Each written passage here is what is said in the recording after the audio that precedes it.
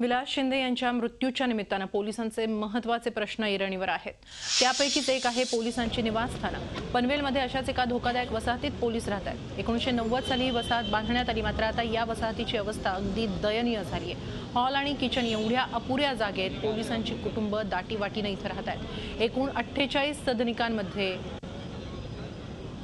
सदनिकांमध्ये police इथं राहतात। दुसरीकडे राहण्याचा पर्याय नसल्यानं इथं राहावं लागत असल्याचं त्यांचं म्हणणं आहे।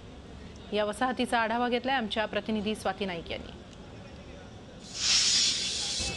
24 तास जनतेचं रक्षण करून घरी परतल्यावर काही क्षण आरामाचे मिळावे अशी पोलिसांची इच्छा असते, परंतु शासनाने दिलेल्या पोलीस क्वार्टर्समध्ये तशी चिन्ह दिसत नाही आहोत। आपण सध्या आहोत पनवेलमधील तालुका पनवेल पोलीस ठाण्याच्या समोर असलेल्या पोलीस क्वार्टर्समध्ये।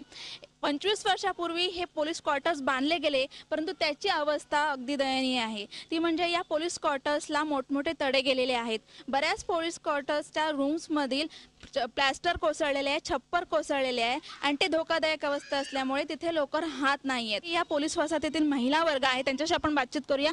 काय सांगाल, तुम्हाला कसा त्रास सहन करावा लागतो? आमच्या घरात खूप असे पाण्याचे प्रॉब्लेम झालेले आहेत, कारण का पाणी खूप लिकेज होतं, त्याच्यामुळे आम्हाला राहणं कठीण झालेलं आहे। सरकारने एवढं लक्ष द्यावं की आम्हाला स्वतःच्या हक्काची घरं तरी मिळवून द्या लवकरात लवकर, आणि चांगले रूम तरी राहायला द्या। शासनातर्फे हे क्वार्टर्स दिले जातात, परंतु त्याच्यामध्ये सुविधा नाही आहेत किंवा त्या दुरुस्त केल्या जात नाही वेळोवेळी, आणि एवढ्या छोट्या क्वार्टर्स आहेत की जिथे अख्खं कुटुंब राहणं खूप कठीण होऊन गेले। 15-15 वर्ष हे पोलीस त्याच रूममध्ये राहत आहेत। त्यांना आल्यानंतर आराम करायला तिथे कोणती जास्त वेगळी सुविधा नसते, त्यामुळे त्यांच्यावरचा ताण हलका तरी कसा होणार हेच प्रश्न आपल्याला इथे पडताना दिसतोय। स्वाती नाईक, झी मीडिया, पनवेल।